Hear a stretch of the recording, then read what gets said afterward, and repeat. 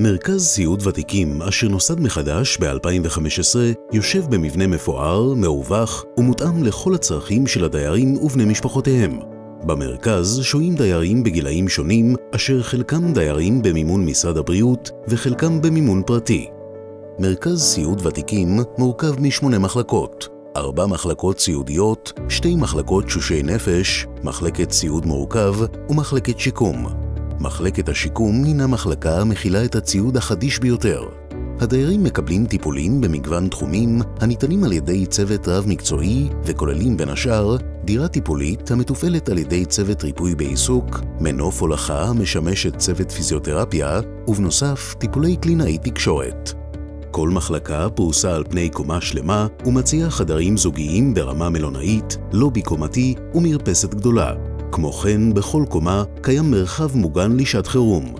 בכל קומה פועל צוות מחלקתי הכולל אח אחראי, מטפלים ואחים במשמרות של 24 שעות ביממה ו7 ימים בשבוע.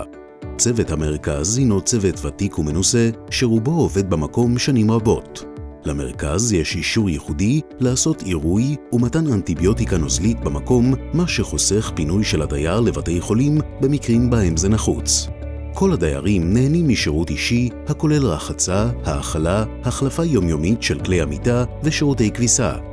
חדרי הדיירים ומרחבים במרכז מאובזרים במתקני בטיחות רבים וקפדניים על מנת לשמור על בריאותם של הדיירים. במקום פועל בית מרקחת המספק תרופות בהתאם לצורך של כל דייר. מרכז ותיקים הינו מקום כשר ומתאים גם לאוכלוסייה דתית וגם לאוכלוסייה חילונית. הדיירים נהנים משירותים ופעילויות רבות, חוגים להעשרה, התעמלות ופעילויות תעסוקתיות בהנחיית מרפאים בעיסוק. בבית מצוי חדר פיזיותרפיה מרווח ובו ציוד מגוון וחדשני אשר מופעל על ידי צוות מיומן ומקצועי.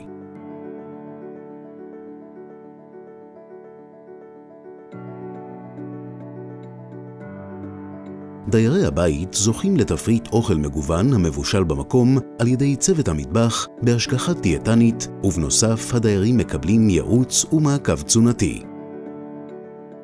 בקומת הכניסה למרכז ישנו לובי רחב ומפואר וטרסת שמש עם פינות ישיבה מוצלות המשמשות לביקורי משפחות ומאפשרות לכל משפחה לשהות במחיצת יקירה בסביבה אינטימית ונעימה.